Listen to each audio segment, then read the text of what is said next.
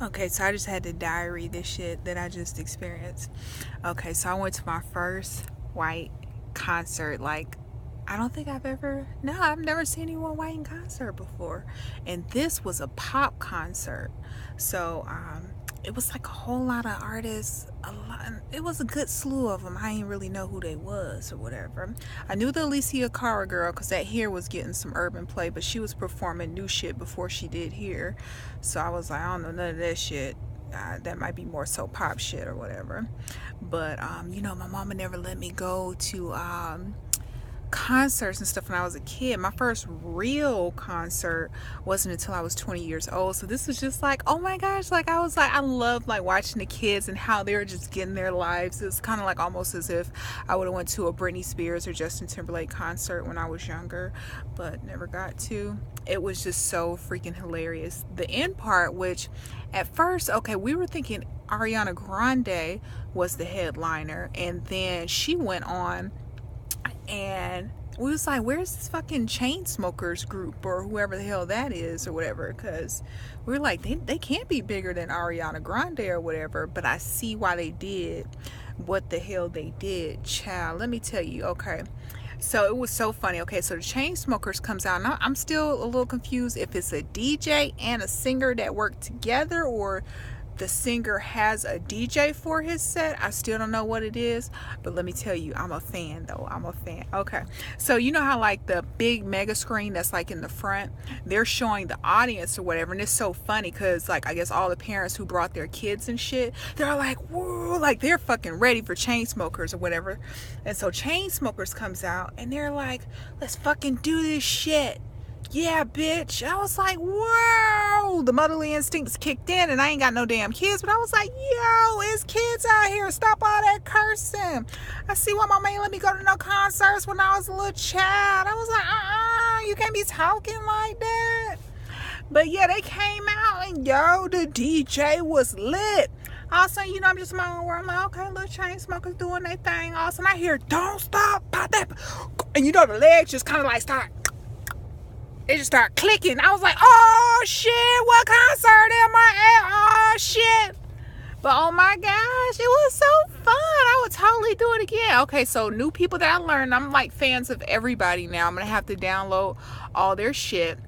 The first people who went on, the first guy was Luke Graham. I was like, oh, it's so funny. It's like you hear some song, she's like, I think I know that shit. I think I know that. I've heard it like in some commercial or some passing or some shit, maybe they play it in the store when I be shopping or some shit, and I'm like, oh, I heard that shit before, whatever. But yeah, I like little Luke Graham or whatever. Then there was the Daya girl. Daya, she was alright, you know what I'm saying? She like, I grew up on Britney Spears and Christina Aguilera, so I'm just like, I'm gonna give these little bitches a hard time or whatever. And then after that, I think that's when Alicia Cara came out. And then there's that DNCE. Apparently they have like one of the little Jonas Brothers guys who's the head. But you know what I liked about them? The little Jonas brother, he ran through the audience and came over to my side. I got it all on camera too. I was like, oh, he's like, like almost arm's length away. He came over to our side. I was like, oh, that's so cool. I was like, I know these little girls are like fainting and doing the most and shit, but back in my day, shit, we ain't had social media to post this shit to. Like, you had to get on literally like a big ass camcorder if some shit like that was supposed to happen. And then it'd be like the worst lighting in the world, so you probably couldn't even tell if it was the little Jonas brother person, if we had that shit back in the day. So these kids are really fortunate. And it just also made me fortunate too for, I don't know, I'm glad I grew up during the time that I grew up, but it's like, everybody with their phones. And I was like, I don't know, it's just such a different time or whatever, such a different time. So after the DNC people, I think that's when Fifth Harmony came out. Now, I stood up for Fifth Harmony because I like them little bitches, don't tell Danny Kane or whatever, but I like the little Fifth Harmony girls, a couple of their little songs, of course the last one they did was that work. See, when you get older, you just like simple lyrics and shit like that. Like, that's all I was saying. I was like, work. I don't know now another lyric, but I know that work. That was my shit. I was like, oh, look at these little bitches, go on, do it. But honestly, I think Dandy Kane would have killed it on stage more. Not to take away from them, they did a great job. But you know, like when Dandy Kane was in training on Making the Band, like I know if you watch Making the Band, that was some serious shit they had to go through or whatever with Diddy. Like they was popping and sticking and, you know, doing all kind of shit. Like they was sticking their moves or whatever. The Fifth Harmony girls, they were doing it, but it was just like, I don't know, I felt more boom boom cat, you know, with the Dandy Kane, maybe because I just grew up on them or whatever. But Fifth Harmony, you did really good too. And then that's when Ariana Grande came out. Ariana Grande, me and my friend was trying to figure it out. We was like, she must have had some shit she had to do, because she did her like 1 2 3 songs, and she was like, I'm out. Like literally the last song played, and I don't even remember what song she did last, but she was walking off stage as the shit was still playing, like, bitch, I got to go. I don't know if she has obligations to get to her fans, you know, sign autographs, and she, you know, trying to meet up with some dick or something, but she was like, I'm out this bitch. I was like, dang, Ariana, okay, bye bitch. So let me find out who the fuck these chain smokers is, since they gonna come on after you. See, I thought you was the headline little bitch, but now not with that said. Oh yeah, she was the only one too that had backup dancers. You know the appreciation I really had for all these little kids, and I'm gonna call them kids, some of them probably my damn age and shit. Like I'm 26, so Ariana Grande, ain't she like 23 or something like that yet? So she ain't too far from me or whatever. But that little girl there, I don't know how old she got, damn it, she looked young, 20s if anything, so probably like 21, something like that.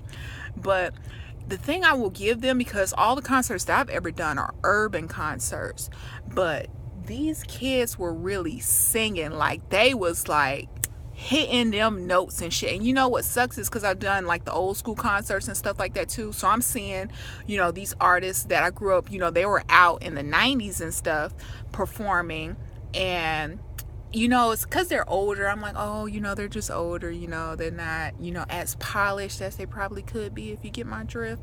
But I'm thinking like, oh, I can't only imagine seeing them like when they were in their prime, like these kids were, who were out there on stage killing. I bet they used to kill that shit. But the one common element I do see is that most of the older cats, they can't like move, and you know, they're not as swift as these young people, I guess because they are older and shit. I still enjoy their concerts for what they are, because shit, I know if my ass was on stage, I wouldn't be doing all these extra shit, you know, running all up and down the stage. But yeah, I really did enjoy myself. I love experiencing the new, and the best part like was before we even freaking the show started.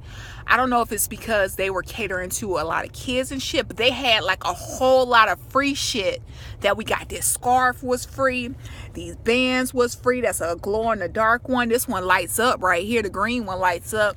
Got me a fucking hat and shit. I got a scarf in my goddamn purse. Nothing but free shit. I was like, yo, I done been to a lot of nigga concerts and they ain't never gave me all this free shit. I was like, shit. I was like, we gotta go back to the Lil White concerts. I like this. And they had a ball pit. They had a ball pit. My childhood, oh my God, I fucking lived. You know, I born in 1990. Yo, this shit just took me back. I can't tell you the last time my grown ass was in a ball pit. I was like, oh my gosh. But it was like, the ball pit was technically, you know, Coke's thing, you know, they have little different vendors and shit. So, oh yeah, and we took ample amounts of photos, because every station had like a goddamn photo booth. So we over here, we did a regular photo, we did a 3D photo, went upstairs to the Coca-Cola and did the damn ball pit. It was a slide down to the ball pit. You talking about our grown asses was so fucking excited.